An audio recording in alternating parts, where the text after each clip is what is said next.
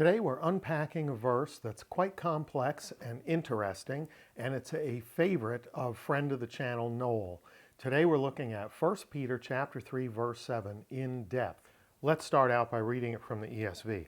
Likewise, husbands, live with your wives in an understanding way, showing honor to the woman as the weaker vessel, since they are heirs with you of the grace of life, so that your prayers may not be hindered. So, as discussed in a recent episode, 1 Peter is in literary koine. It's the highest level of koine, and it was sort of a deliberate effort to reinvigorate, to bring back the glory of classical Greek. As such, this verse is challenging. Its sentence structure is complex. It's even convoluted in the middle. And we really have to pick it apart piece by piece to break it down into a sort of coherent English train of thought. So we're going to pull it apart, one phrase at a time, dig deeply, and see what we get. Let's start out right at the beginning. Hoi andres homoios. So hoi andres, husbands or the husbands, homoios, likewise or similarly. So in verses 1 through 6, there's Peter advises the wives how to adorn themselves inwardly through a right relationship with their husbands. Then we get homoios, likewise similar advice for husbands. So just like the wives have an instruction that will put them in a good relationship with God and with their husbands, likewise, similarly, here is advice for the husbands. Let's move on and see what that advice is. Sun oikuntes katagnosen.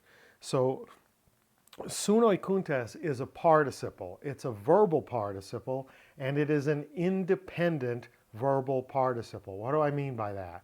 It's not connected to any finite verb here in this verse or in a preceding verse.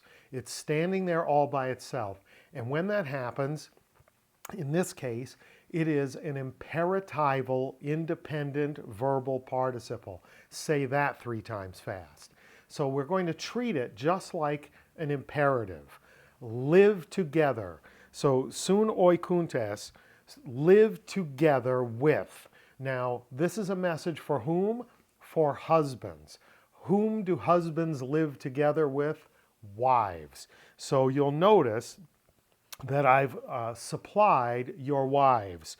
Live together with your wives. Now, I want to pause before we get to katagnosen.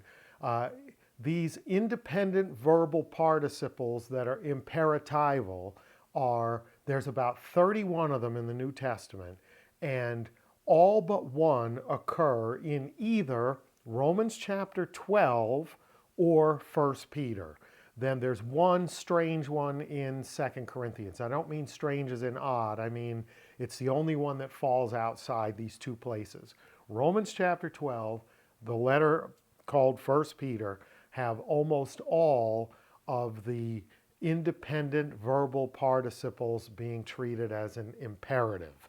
So, the imperative, live together with your wives, katagnosen in the accusative, gnosen in the accusative, in accordance with knowledge or understanding. So the ESV translated it, live with your wives in an understanding way.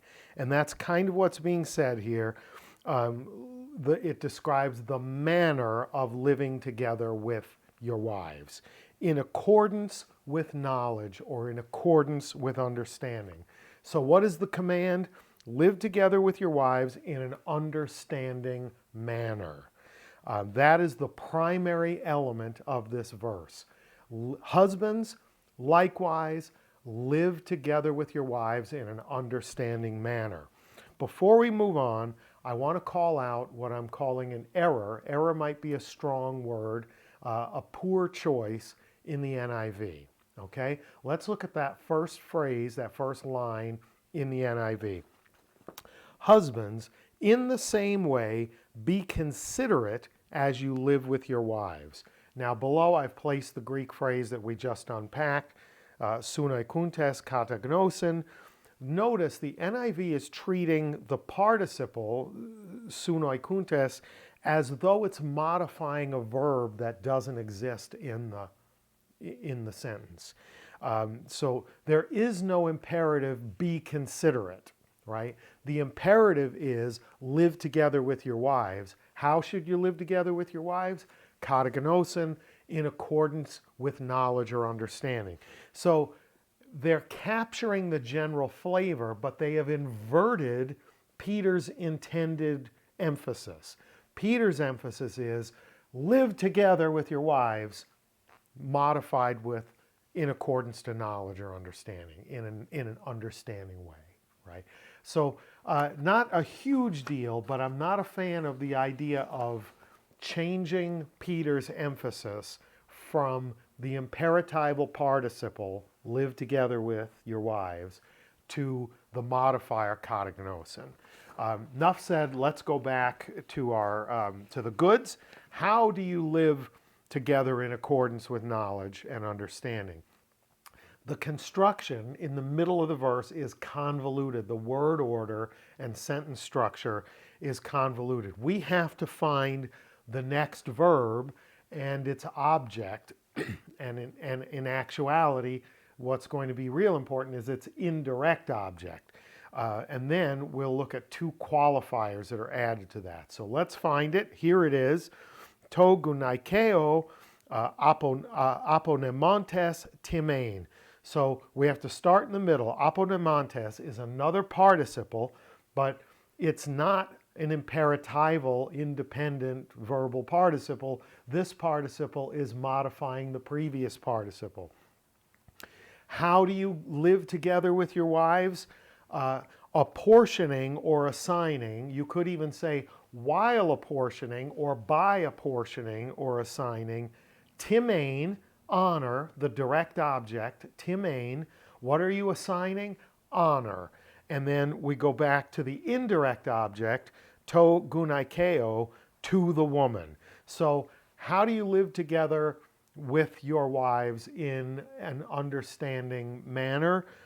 By showing, by apportioning, by assigning honor to the woman. That's how you do it. Then we get these two great qualifiers.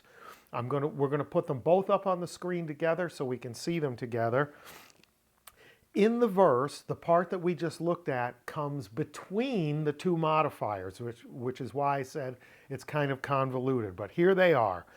Hos asthenesthero skue, as the weaker vessel. So asthenesthero is a comparative. Why does that matter? It's the comparative weaker.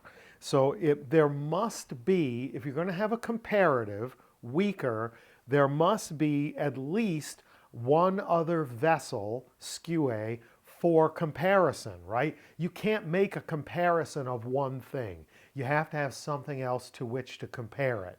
So here he says, live together with your wives in an understanding manner, showing honor to the woman as the weaker vessel. If she's the weaker vessel, who is the stronger vessel? It must be the husband. It can only be the husband because the only categories that match in the comparison are husbands and wives in the verse, right? So what we're told is that the husband should recognize that the wife is the weaker vessel. He doesn't clarify in what regards. He's going to leave that up to you, the reader, as someone who's alive in the first century and understands the ways in which a wife is assumed to be weaker than a husband. And he says, you're going to live together with her in an understanding way, showing her honor, one, as the weaker vessel, and then two, hos kai sun kleronomois karatos zoes, and, kai is and, hos again as, sun kleronomois, the co-inheritors or joint inheritors or inheritors together with you, caritas zoes, of the grace of life. So you're going to show honor because they're the weaker vessel, and also because you are both inheritors together of the grace of life. What does that phrase mean? The grace which results in life. It's a genitive phrase, the grace which results in life. So far, what do we have? Likewise, husbands, live together with your wives in accordance with knowledge. How do you do that? By showing honor to the woman. Why? Because it's fitting, as she's the weaker vessel and she's a joint inheritor together with you of the grace of life. And then finally, we find out to what end. Why should I do all this? And he says, eis to me en kaptesthai tas prosukas humon. So if you were watching a recent, actually it was last week's Koine Corner, we talked about infinitives being controlled by prepositions with an article in front of them. And here we get one. Eis to, and in this case it's a negated infinitive, eis to me en kaptesthai. And the infinitive controls the preposition controls the infinitive, and in this instance, eis, it's like having a hina clause in the subjunctive mood, showing probability or possibility, likelihood, right? And so here it's in order that, and then the subject of the infinity is tas prosukas humon, your prayers, and remember it's negated, should not be hindered.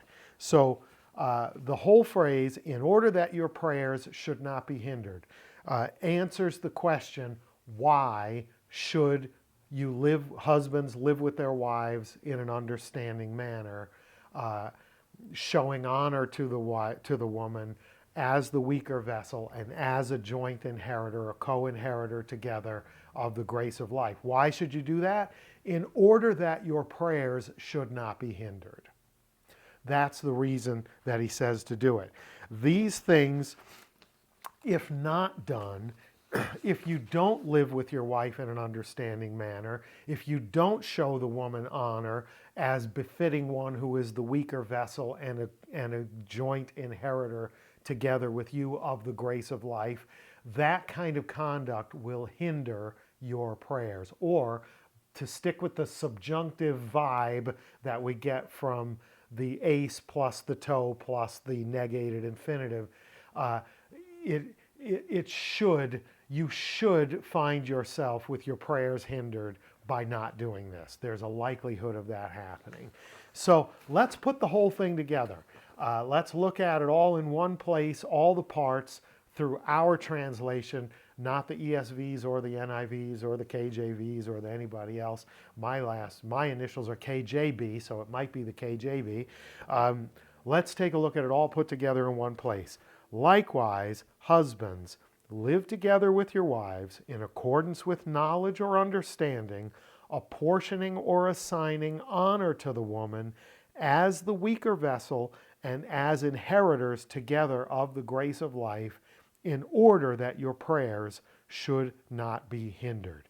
It's a very complex construction. It's even convoluted in the middle, where the two qualifying phrases split the part that says showing honor to the woman.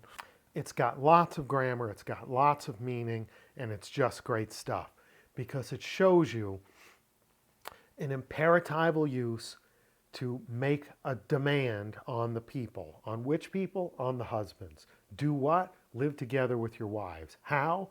Katagnosin, in a way that shows understanding and knowledge, that you get it. And how will you do that? Well, what will that look like? You will be showing honor, apportioning or assigning honor to that woman, to the wife. And why would you do such a thing? It's fitting to one who is the weaker vessel. You as the stronger should show honor to the weaker. And also because she is a joint heir with you, a co-inheritor together with you of the grace of life. And if you don't do this, you risk your prayers being hindered. This is in your court to make sure that you're living right. Just like verses 1 through 6 shows the wife how to live right with her husband so that she is the beneficiary of a positive relationship with God like the matriarchs were. This will put you in a positive relationship with God by the way you live with your wife, and your prayers won't be hindered. Fantastic stuff. Hope it was good for you. Thanks to our friend of the channel, Noel, for his deep interest in 1 Peter 3:7. And until we see one another again, in the meantime, please like, share, subscribe, and all that good stuff. And Charis Kairene Humin, grace and peace to you.